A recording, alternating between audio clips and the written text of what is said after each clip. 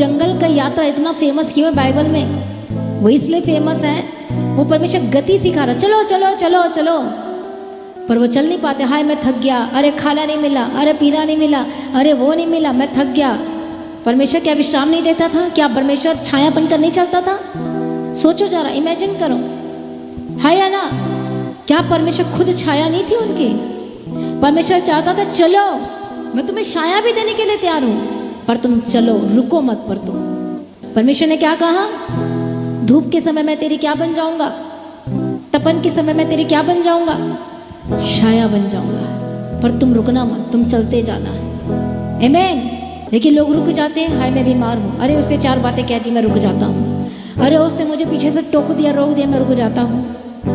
रुकना नहीं है, आपको लगातार चलना है। इसलिए परमेश्वर मूसा के थ्रू उनको लेकर आया, उस मिस्र से लेकर आया, गुलाम से बाहर आया। बाहर तो आ गए हैं, आप पाप को तो जान चुके हैं, बपतिस्मा भी ले लिया है, अब चलने की बारी है।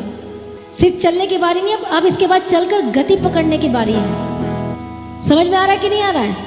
इसलिए परमेश्वर को सिखा रहा था, बाहर मैं तुमको ले आया हूँ, तो भी तुम नाटक करते रहते हो। बहुत कुछ परमेश्वर को कहा, फिर भी तुम बड़बड़ करना नहीं छोड़ते हो। मीठा पानी पीने के बाद ही बोलते पानी नहीं है, क्या प्रभु है? इसलिए प्रभु क्रोधित रहता था उनसे, क्योंकि देखते हुए अंधे बन जाते थे और विश्वास नहीं करते थे, है या ना? इसलिए परमेश्वर लेकर जा रहा था। परमेश्वर को पता है यदि तुम अब नहीं चलोगे तो कोई तुम्हें फाड़ खाने वाला पीछे से खींच लेगा।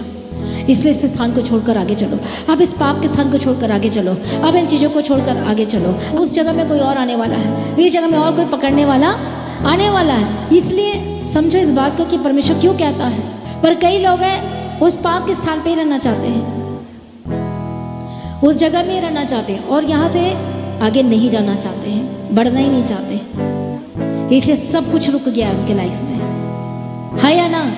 परमेश्वर में आप आगे बढ़ेंगे, शक्ति में आगे बढ़ेंगे, सामर्थ्य में आगे बढ़ेंगे, लेकिन ये बोझ जो है इसको हटाना पड़ेगा, क्योंकि बोझ आपको नीचे देखने पर मजबूर कर रही है।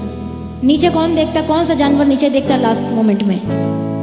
पिग है, सुअर है, वो पहले सारे चलते रहेगा तो पहले ऐसे ही चलता रहता है, मरने के बाद लास्ट में उसका मुंह ऊपर हो जाता है, क्योंकि उसको उठा के ऐसे लेके जाते है कि नहीं है? इसे सुअर के समान ना बनो लिखा है, और कुत्ते के समान भी मत बनो।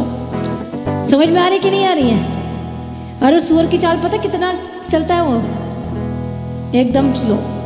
इसलिए हमारी स्पिरिचुअल गति क्या नहीं होनी चाहिए? बोलो, धीमी नहीं होनी चाहिए।